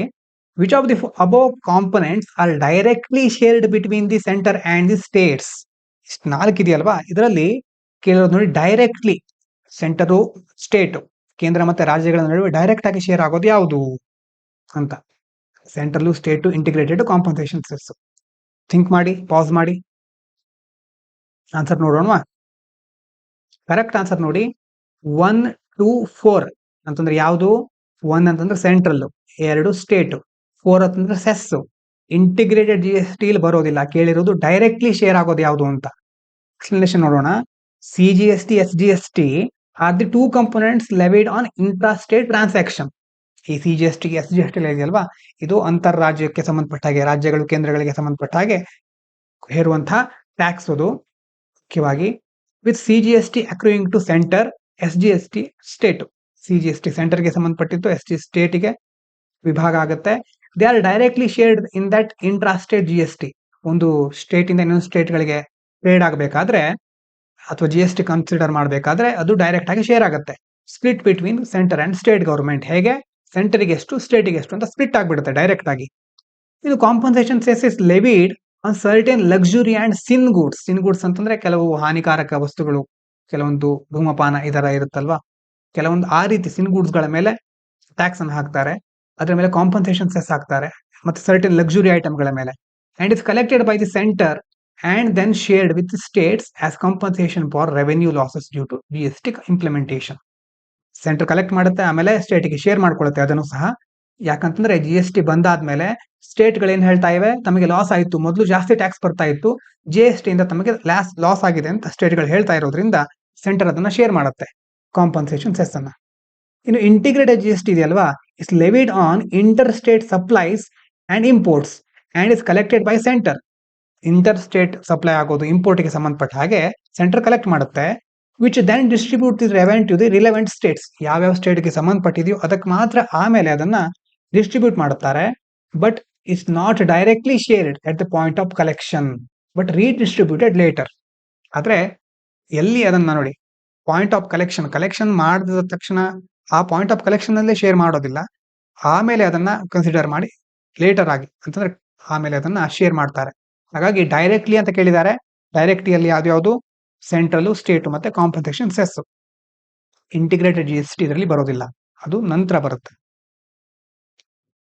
ಇನ್ನು ಮ್ಯಾಪ್ ಬೇಸ್ಡ್ ಒಂದು ಕ್ವಶನ್ ನೋಡೋಣ. ಗಾಜಾದಲ್ಲಿ ಆಗ್ತಾ ಇರೋದು ಗೊತ್ತಿದೆ, ಇಸ್ರೇಲ್ ಗಾಜಾ ಯುದ್ಧ. ಇಲ್ಲಿ ನೋಡಿ, the Gaza strip frequently in the news due to humanitarian crisis. borders multiple significant geopolitical entities. Match the following geographical entities with their correct orientation relative to the Gaza Strip. Gaza Strip ಇದೆ, ಅದರ ಆ ಕಡೆ ಏನೇನಿದೆ East west south ಅಲ್ಲೆಲ್ಲ ಅಂತ ಕೊಟ್ಟಿದ್ದಾರೆ. Entity ನೋಡಿ, Mediterranean C ಇದು ಎಲ್ಲಿ ಬರುತ್ತೆ, ಇಸ್ರೇಲು, ಈಜಿಪ್ಟು, ಖಾನ್ ಯೂನಿಸ್ ಈ ಕಡೆ ಇರೋದು ಎಂಟಿಟಿಗಳು, ಪ್ರದೇಶಗಳಂತ ಹೇಳಬಹುದು.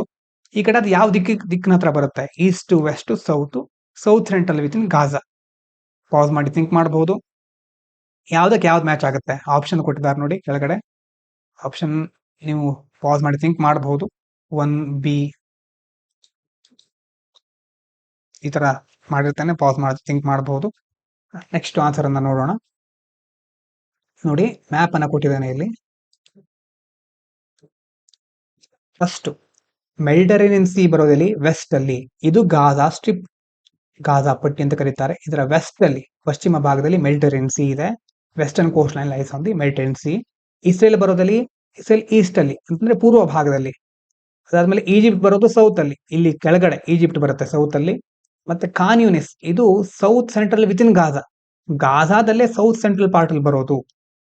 With in Gaza south central, slightly north east of Rafah, ಇಲ್ಲಿ ರಫಾ ಕ್ರಾಸಿಂಗ್ ಅಂತಿದೆ, ಇದರ ನಾರ್ತ್ ಈಸ್ಟ್ ಅಲ್ಲಿ ಬರೋದು ಖಾನ್ ಯೂನಿಸ್. ಹಾಗಾಗಿ ಮೆಡಿಟರೇನಿಯನ್ ಸಿ ನೀವು ವರ್ಡ್ ಮ್ಯಾಪಿಂಗ್ ನೋಡಿದ್ರೆ ಅಲ್ಲಿ ಗೊತ್ತಿರುತ್ತೆ. ಮೆಡಿಟರೇನಿಯನ್ ಸಿ ಪಕ್ಕದಲ್ಲಿ ಗಾಜಾ, ಈ ಕಡೆ ಇಸ್ರೇಲು, ಅದಾದ್ಮೇಲೆ ವೆಸ್ಟ್ ಬ್ಯಾಂಕ್ ಅಂತ ಬರುತ್ತೆ, ಈ ಕಡೆ ಜೆರುಸಲೆಂ, ಎಲ್ಲಾ ಮುಖ್ಯವಾದ ಭಾಗಗಳು ಇಲ್ಲಿ ಬರುತ್ತೆ. ಹಾಗಾಗಿ ಇದನ್ನ ಸರಿಯಾಗಿ ನೋಡ್ಕೊಳ್ಳಿ, ಯಾಕಂದ್ರೆ ಯಾವ ಪ್ರದೇಶಗಳು ಕಾನ್ಸೆಪ್ಟ್ ಅಲ್ಲಿ ಇರುತ್ತೋ ಅದರ ಬಗ್ಗೆ ಕೇಳುವಂತ ಕ್ವಶನ್ ಕೇಳುವ ಸಾಧ್ಯತೆ ಜಾಸ್ತಿ ಇರುತ್ತೆ. ಆನ್ಸರ್ 1B 2A ಅಂದ್ರೆ ನಿಮ್ಗೆ ಇದು ನೋಡಿದಾಗ ನೆನಪಾಗಬಹುದು. ಇದಾದ್ಮೇಲೆ ಒಂದು ಆರ್ಟಿಕಲ್ ಇದೆ GDP ಬಗ್ಗೆ. ಈ ಆರ್ಟಿಕಲ್ ನಾನು UPSC ಮೈಂಡ್ ಗೇಮ್ ಚಾನಲ್ ಅಲ್ಲಿ ಹಾಕಿದ್ದೆ ಬೆಳಿಗ್ಗೆ, ಓದ್ಲಿ ಅಂತಂದ್ರೆ ತುಂಬಾ ಇಂಪಾರ್ಟೆಂಟ್ ಆರ್ಟಿಕಲ್. ಇದನ್ನ ಜಾಯಿನ್ ಆಗಬಹುದು, ಅಲ್ಲಿ ಸಹ ಈ ಆರ್ಟಿಕಲ್ ಸಿಗುತ್ತೆ. ಬಹಳ ಇಂಟ್ರೆಸ್ಟಿಂಗ್ ಆದಂತಹ ಕೆಲವೊಂದು ಪಾಯಿಂಟ್ಸ್ ಗಳಿದೆ. With reference to the methods of comparing GDP across countries, consider the following statements. GDP ಅನ್ನ ಯಾವ ರೀತಿ ಕಂಪೇರ್ ಮಾಡ್ತಾ ಇರ್ತಾರೆ, ಆ ಮೆಥಡ್ ಗಳಿಗೆ ಸಂಬಂಧಪಟ್ಟ ಹಾಗೆ ಈ ಸ್ಟೇಟ್ಮೆಂಟ್ ಅನ್ನ ನೋಡ್ತಾ ಹೋಗಿ. ನೋಡಿ, GDP calculated using market exchange rates better suited to analyse long term trends in the country's real purchasing power. ಓದ್ಕೊಳ್ಳಿ ಕರೆಕ್ಟ್ ಆಗಿ, ಆಮೇಲೆ ಹೇಳ್ತೇನೆ. ಪರ್ಚೇಸಿಂಗ್ ಪವರ್ ಪ್ಯಾರಿಟಿ, PPP ಅಂತ ಕರಿತೇವೆ. Based GDP conversions neutralise effect of exchange rate volatility and price differences across countries. ಮೂರನೇದು, PPP based GDP often inflates the economic size of poorer countries more than that of richer countries. How many of the above statement are correct? Pass ಮಾಡಿ ಇನ್ನೊಂದ್ಸರಿ ಓದಬಹುದು. 1, 2, all 3, none ಕೇಳ್ತಾ ಇದ್ದಾರೆ. First basic ಅನ್ನ ಸ್ವಲ್ಪ ನೋಡ್ಬಿಡೋಣ. GDP ಅಂತಂದ್ರೆ ಏನು ಅಂತ. GDP total money value of all goods and services, ಸರಕು ಮತ್ತು ಸೇವೆಗಳ ಒಟ್ಟು ಮೌಲ್ಯ produced with in a country, ಒಂದು ದೇಶದೊಳಗಡೆ ಪ್ರೊಡ್ಯೂಸ್ ಆಗಿರೋದು ಇನ್ ಅ ಗಿವನ್ ಪೀರಿಯಡ್, ಒಂದು ಕಾಲ ಅವಧಿಯಲ್ಲಿ, ಯೂಶುವಲಿ ಅ ಇಯರ್, ಒಂದು ವರ್ಷ ಅಂತ ಕನ್ಸಿಡರ್ ಮಾಡ್ತಾರೆ. ಆದ್ರೆ ನೋಡಿ, GDP alone doesn't tell you, GDP ಇಂದ ನಮ್ಗೆ ಯಾವ್ದಾವ್ದು ಗೊತ್ತಾಗೋದಿಲ್ಲ. ಹೌ ರಿಚ್ ಈಚ್ ಪರ್ಸನ್, ಪ್ರತಿಯೊಬ್ಬ ವ್ಯಕ್ತಿ ಎಷ್ಟು ಶ್ರೀಮಂತ ಆಗಿದೆ ಅನ್ನೋದು ಗೊತ್ತಾಗೋದಿಲ್ಲ GDP ಇಂದ. ಯಾಕಂತಂದ್ರೆ ಅದಕ್ಕೋಸ್ಕರ ನಾವು GDP ಪರ್ ಕ್ಯಾಪಿಟಾ ಅಂತ ಕ್ಯಾಲ್ಕುಲೇಟ್ ಮಾಡ್ತೇವೆ. GDP ಇಂದ ಯಾವ್ದು ಗೊತ್ತಾಗೋದಿಲ್ಲ. How fairly income is distributed, ಆದಾಯ ಹೇಗೆ ವಿತರಣೆ ಆಗ್ತಾ ಇದೆ, ಹೇಗೆ ಆದಾಯದ ಅಸಮಾನತೆ ಇದೆಯಾ ಅನ್ನೋದು ನಮ್ಗೆ ಗೊತ್ತಾಗೋದಿಲ್ಲ GDP ಇಂದ. Whether people are educated, healthy or have a good quality of life, GDP ಇಂದ ನಮಗೆ ಇದು ಸಹ ಗೊತ್ತಾಗೋದಿಲ್ಲ. ಎಲ್ರಿಗೂ ಶಿಕ್ಷಣ ದೊರೆತಿದೆಯಾ, ಹೆಲ್ದಿ ಆಗಿದಾರಾ, ಮತ್ತೆ ಅವರ ಜೀವನ ಮಟ್ಟ ಹೇಗಿದೆ ಅನ್ನೋದು ಸಹ ಗೊತ್ತಾಗೋದಿಲ್ಲ. ಇನ್ನು ಮೆಥಡ್ ಗಳನ್ನ ನೋಡೋದಾದ್ರೆ, 2 major ways of comparing GDP across countries, ಎರಡು ಮುಖ್ಯವಾದ ಮೆಥಡ್ ಗಳಿದೆ ಬೇರೆ ಬೇರೆ ಕಂಟ್ರೀಸ್ ಗಳ ನಡುವಿನ GDP ಅನ್ನ ಕಂಪೇರ್ ಮಾಡ್ಲಿಕ್ಕೆ. ಮೊದಲನೇದು market exchange rate, MER method ಅಂತ ಕರೀತಾರೆ. This means converting a countries GDP into US dollars. US ಡಾಲರ್ಗೆ ಕಂಟ್ರಿ GDP ಅನ್ನ ಕನ್ವರ್ಟ್ ಮಾಡೋದು using the current foreign exchange rate. ಈಗ ಯಾವ ಫಾರಿನ್ ಎಕ್ಸ್ಚೇಂಜ್ ರೇಟ್ ಇದೆಯಲ್ವಾ, ಈಗ ನಮ್ಮ ದೇಶದಲ್ಲಿ $1 ಅಂತಂದ್ರೆ 85 ಅಂತ ಇಟ್ಕೊಳ್ಳಿ. ಹಾಗಾಗಿ ಈಗ ಅದನ್ನ ಕನ್ವರ್ಟ್ ಮಾಡಿದ್ದೇವೆ. If India's GDP is 3,400 lakh crore and $1 is 85, we divide the GDP by 85 to get it in dollars. ಹಾಗಾಗಿ ಅದನ್ನ ಡಿವೈಡ್ ಮಾಡೋದ್ರಿಂದ ನಮಗೆ ಡಾಲರ್ ಅಲ್ಲಿ ಸಿಗುತ್ತೆ. ಈ ರೀತಿ ಅದನ್ನ ಏನ್ ಮಾಡ್ತಾರೆ, ಮಾರ್ಕೆಟ್ ಎಕ್ಸ್ಚೇಂಜ್ ರೇಟ್ ಗೆ ಕನ್ವರ್ಟ್ ಮಾಡ್ತಾರೆ. ಅಂತಂದ್ರೆ ಫಾರಿನ್ ಎಕ್ಸ್ಚೇಂಜ್ ಇದೆಯಲ್ವಾ, ಮಾರ್ಕೆಟ್ ಎಕ್ಸ್ಚೇಂಜ್ ರೇಟ್ ಗೆ ಕನ್ವರ್ಟ್ ಮಾಡಿ ಕಳೀತಾರೆ. ಈ ಮೆಥಡ್ ಅಲ್ಲಿ ಇರೋ ಪ್ರಾಬ್ಲಮ್ ಏನಂತಂದ್ರೆ, ಎಕ್ಸ್ಚೇಂಜ್ ರೇಟ್ಸ್ ಆರ್ ವೊಲಟೈಲ್. ಈಗ ನೋಡಿ, ರುಪಿ ವ್ಯಾಲ್ಯೂ ನಿನ್ನೆ ಇದ್ದ ತರ ಇವತ್ತು ಇರುತ್ತೆ ಅಂತಲ್ಲ, ಚೇಂಜ್ ಆಗ್ತಾ ಇರುತ್ತೆ. They can change a lot depending on market forces. ತುಂಬಾ ಬೇರೆ ಬೇರೆ ಕಾರಣಗಳಿಂದಾಗಿ ಚೇಂಜ್ ಆಗ್ತಾನೆ ಇರುತ್ತೆ. Doesn't reflect the true cost of living in different countries. ಹಾಗಾಗಿ ಅದು ಚೇಂಜ್ ಆಗ್ತಾನೆ ಇರೋದ್ರಿಂದ ಟ್ರೂ ಕಾಸ್ಟ್ ನಿಜವಾಗ್ಲೂ ಎಷ್ಟು ಖರ್ಚಾಗ್ತಾ ಇದೆ ಕಾಸ್ಟ್ ಆಫ್ ಲಿವಿಂಗು ಅನ್ನೋದನ್ನ ಕರೆಕ್ಟ್ ಆಗಿ ನಾವು ತಿಳ್ಕೊಳ್ಳಿಕ್ಕೆ ಆಗೋದಿಲ್ಲ. ಈಗ hair cut cost 30 in New York but only $200 ಇನ್ ಮುಂಬೈ. ಅಲ್ಲಿ ನ್ಯೂಯಾರ್ಕ್ ಅಲ್ಲಿ ಹೇರ್ ಕಟ್ ಮಾಡ್ಲಿಕ್ಕೆ $30 ಬೇಕಾಗಬಹುದು. ಆದ್ರೆ ಭಾರತದಲ್ಲಿ ಮುಂಬೈಯಲ್ಲಿ 200 ಬೇಕಾಗತ್ತೆ ಅಂತಂದ್ರೆ ಇಲ್ಲಿ ನಮ್ ಲಿವಿಂಗ್ ಕಾಸ್ಟ್ ಆಫ್ ಲಿವಿಂಗ್ ನೋಡೋದಾದ್ರೆ ಅದು $2 ಮಾತ್ರ ಅಲ್ವಾ. ಹಾಗಾಗಿ the difference is ignored in the market exchange rates. ಆ ಡಿಫರೆನ್ಸ್ ಅನ್ನ ಅವರು ಕನ್ಸಿಡರ್ ಮಾಡೋದಿಲ್ಲ. ಹಾಗಾಗಿ ಇದರಿಂದ ನಮಗೆ ಸರಿಯಾದ ವ್ಯಾಲ್ಯೂ ಸಿಕ್ಕೋದಿಲ್ಲ. ಯಾಕಂದ್ರೆ ವಾಲಟೈಲ್ ಇದು, ಲಾಂಗ್ ಟರ್ಮ್ ಅಲ್ಲಿ ಇದು ನಾವು ಇಟ್ಕೊಳ್ಳಿಕ್ ಆಗಲ್ಲ. ಇದು ಯಾವುದು ಮಾರ್ಕೆಟ್ ಎಕ್ಸ್ಚೇಂಜ್ ರೇಟ್. ಇನ್ನೊಂದು purchasing power parity method. In this GDP is converted using PPP exchange rates based on cost of typical basket of goods and services in each country. This method adjusts for cost of living differences, tells us how much people can actually buy with their income. ಈಗ ನೋಡಿ example ಮೂಲಕ ನೋಡಿ, ಒಂದು burger ಇದೆ. Burger cost $5 in the US, 150 in India. US ನಲ್ಲಿ $5 ಇದೆ, ಅದಕ್ಕೆ ಭಾರತದಲ್ಲಿ 150 ಇದೆ. Then the PPP exchange rate ಎಷ್ಟಾಯ್ತು? 30:1 ಫಾರ್ ದಟ್ ಐಟಮ್ ಅಂತಂದ್ರೆ ನೋಡಿ 5×3=15. ಹಾಗಾಗಿ $1ಗೆ $30 ಆದ ಹಾಗಾಯ್ತು. ಅಂತಂದ್ರೆ ನಿಜವಾಗ್ಲೂ ಈಗ $1ಗೆ ನಮ್ಗೆ ಎಷ್ಟು ರೂಪಾಯಿ ಇದೆ? 85 rupees ಅಂತ ಅಂದ್ಕೊಂಡ್ರೆ 85 ಅರೌಂಡ್ ಇದೆ. ಹಾಗಾಗಿ ಇಲ್ಲಿ ಅದು ನೋಡಿದ್ರೆ PPP ಎಕ್ಸ್ಚೇಂಜ್ ರೇಟ್ ಎಷ್ಟಿದೆ? $1ಗೆ $30 ಇದೆ. $35 ಅಂತಂದ್ರೆ 150 ಆಯ್ತು. ಹಾಗಾಗಿ 85 ಬದಲು ಪರ್ಚೇಸಿಂಗ್ ಪವರ್ ಪ್ಯಾರಿಟಿಯಲ್ಲಿ ನಾವು ನಿಜವಾಗ್ಲೂ ಖರ್ಚು ಮಾಡುವಂತದನ್ನು ನೋಡ್ತೇವೆ. ಪರ್ಚೇಸ್ ಮಾಡುವ ಶಕ್ತಿ, ಪರ್ಚೇಸ್ ಮಾಡ್ಲಿಕ್ಕೆ ಎಷ್ಟು ಸಾಧ್ಯ ಆಗ್ತಾ ಇದೆ. $1 ಅಮೆರಿಕದಲ್ಲಿ ಇಟ್ಕೊಂಡ್ರೆ ಎಷ್ಟು ಖರ್ಚು ಮಾಡ್ಲಿಕ್ಕೆ ಆಗುತ್ತೆ, ಮತ್ತೆ ನಮ್ ದೇಶಕ್ಕೆ ತಗೊಂಡು ಬಂದ್ರೆ ಅದೇ $1 ಇಟ್ಕೊಂಡ್ರೆ ಎಷ್ಟು ಖರ್ಚು ಮಾಡ್ಲಿಕ್ಕೆ ಆಗುತ್ತೆ ರುಪಿ ಕನ್ವರ್ಟ್ ಮಾಡಾದ್ಮೇಲೆ ಅನ್ನೋದನ್ನ ಇಲ್ಲಿ ನೋಡ್ತಾರೆ. ಇದರ ಬಗ್ಗೆ ಇನ್ನು ಬೇರೆ ಬೇರೆ ಮೆಥಡ್ ಗಳನ್ನ ನೀವು ಸ್ಟ್ಯಾಟಿಕ್ ಅಲ್ಲಿ ನೋಡ್ತೀರಿ. ಈಗ ಸದ್ಯಕ್ಕೆ ಇಷ್ಟು ಸಾಕು. ಅನಾಲಿಸಿಸ್ ಆಫ್ ಈಚ್ ಸ್ಟೇಟ್ಮೆಂಟ್ ನೋಡೋಣ. ಮೇಲ್ಗಡೆ ಇರೋದನ್ನ ಮೊದಲನೇ ಸ್ಟೇಟ್ಮೆಂಟ್ ಇನ್ಕರೆಕ್ಟ್ ನೋಡಿ. GDP calculated using market exchange rates better suited ಅಂತ ಹೇಳಿದಾರೆ ಅಲ್ಲಿ ಲಾಂಗ್ ಟರ್ಮ್ ಅಲ್ಲಿ. ಯಾಕೆ ರಾಂಗ್ ಅಂತಂದ್ರೆ ಮೊದಲೇ ಹೇಳಿದಾಗೆ ಮಾರ್ಕೆಟ್ ಎಕ್ಸ್ಚೇಂಜ್ ರೇಟ್ ಇದೆಯಲ್ವಾ, ಫ್ಲಕ್ಚುಯೇಟ್ ಆಫನ್ ಅವಾಗ ಬದಲಾಗ್ತಾ ಇರುತ್ತೆ. Speculation, interest rate, global trade ಎಲ್ಲಾ ಕಾರಣದಿಂದಾಗಿ. So using them to measure countries long term purchasing power misleading. ಅವಾಗ ಬದಲಾಗ್ತಾ ಇರೋದ್ರಿಂದ ದೀರ್ಘಕಾಲದಲ್ಲಿ ಈ ರೀತಿನೇ ಇರುತ್ತೆ ಅಂತ ನಾವು ಕನ್ಸಿಡರ್ ಮಾಡ್ಲಿಕ್ಕೆ ಆಗೋದಿಲ್ಲ. ಅದು ನಮ್ಮನ್ನ ಮಿಸ್ಲೀಡ್ ಮಾಡುತ್ತೆ. They do not reflect domestic price levels or people's real consumption capacity. ಅದೇ ರೀತಿ ಡೊಮೆಸ್ಟಿಕ್ ಪ್ರೈಸ್ ಲೆವೆಲ್, ಸ್ಥಳೀಯವಾಗಿ ಪ್ರೈಸ್ ಲೆವೆಲ್ ಯಾವ ರೀತಿ ಇದೆ ಅನ್ನೋ ಸಹ ಅದು ರಿಫ್ಲೆಕ್ಟ್ ಮಾಡೋದಿಲ್ಲ. ಮತ್ತೆ ಕನ್ಸಂಪ್ಷನ್ ಕೆಪಾಸಿಟಿ ಸಹ ನಮ್ಗೆ ಗೊತ್ತಾಗೋದಿಲ್ಲ ಇದರಿಂದ. ಇನ್ನು ಎರಡನೇದು ಪರ್ಚೇಸಿಂಗ್ ಪವರ್ ಪ್ಯಾರಿಟಿ ಬಗ್ಗೆ ಇತ್ತಲ್ವಾ, ಇದು correct. Based GDP conversion neutralise the effect of exchange rate volatility price differences across countries. ಅಂತಂದ್ರೆ PPP based GDP is design to smooth out exchange rate fluctuation. Exchange rate ಅಲ್ಲಿ ಆಗ್ತಾ ಇರುವಂತಹ fluctuation ಅನ್ನ ಸ್ವಲ್ಪ smooth ಮಾಡ್ಲಿಕ್ಕೆ ಮುಖ್ಯವಾಗಿ PPP ಬೇಸ್ಡ್ GDP ನ design ಮಾಡಿದರು. It adjust for how much things actually cost in local market. ನೋಡಿ, ಲೋಕಲ್ ಮಾರ್ಕೆಟ್ ಅಲ್ಲಿ ಒಂದು ಎಷ್ಟು ಕಾಸ್ಟ್ ಬೀಳುತ್ತೆ ನಮಗೆ ಅನ್ನೋದನ್ನ ಅದಕ್ಕೋಸ್ಕರ ಅಡ್ಜಸ್ಟ್ ಮಾಡ್ತಾರೆ. ಇದನ್ನ ಮೊದಲು ಹೇಳಿದಲ್ವಾ, ಒಂದು ಬರ್ಗರ್ ಅಲ್ಲಿ ಇದೆ ಅಂತಂದ್ರೆ ಅಲ್ಲಿ ಎಷ್ಟು ಕಾಸ್ಟ್ ಇರುತ್ತೆ, ಇಲ್ಲಿ ಇದೆ ಅಂತಂದ್ರೆ ಅದಕ್ಕೆ ಎಷ್ಟು ಕಾಸ್ಟ್ ಇರುತ್ತೆ. Making it ಫೇರರ್ and more stable for comparison. Compare ಮಾಡ್ಲಿಕ್ಕೆ ಬಹಳ ಒಳ್ಳೆಯದು ಇದು. That's why PPP is often used by international bodies like IMF and World Bank to compare real living standards. ಹಾಗಾಗಿ ಈ PPP ಅನ್ನ IMF, ವರ್ಲ್ಡ್ ಬ್ಯಾಂಕ್ ಅಲ್ಲ, living standard, ಜೀವನದ ಮಟ್ಟ ಯಾವ ರೀತಿ ಇದೆ ಅನ್ನೋದನ್ನ ತಿಳ್ಕೊಳ್ಳಿಕ್ಕೆ ಕನ್ಸಿಡರ್ ಮಾಡುತ್ತೆ. ಇದು ಮೂರನೇ statement correct. PPP based GDP often inflates the economic size of poor countries more than that of richer countries. ಈಗ ಚಿಕ್ಕ ದೇಶ ಇದೆ, ಅಲ್ಲಿ PPP ಯಾವ ರೀತಿ ಇದೆ, ಕೆಲವೊಂದ್ ಸಾರಿ ಅದು ಇನ್ಫ್ಲೇಟ್ ಮಾಡುತ್ತೆ. ಅಂತಂದ್ರೆ PPP based GDP often inflates the economic size of poor countries. ಈಗ ಬಡ ದೇಶಗಳಿದೆಯಲ್ವಾ, ಆ ಬಡ ದೇಶಗಳ ಎಕಾನಮಿಕ್ ಸೈಜ್ ಅನ್ನ ಸ್ವಲ್ಪ ಜಾಸ್ತಿ ತೋರಿಸುತ್ತೆ ಇದು, ಮೋರ್ ದನ್ ರಿಚರ್ ಕಂಟ್ರೀಸ್ ಗಳಿಂದ. ಈಗ ನೋಡಿ ಯಾಕೆ ರೈಟ್ ಅಂತ ನೋಡಿ, ಕರೆಕ್ಟ್ ಆಗಿ ನೋಡ್ಕೊಳ್ಳಿ. ಡೆವಲಪಿಂಗ್ ಕಂಟ್ರೀಸ್ ಗಳಲ್ಲಿ price and wages are much lower.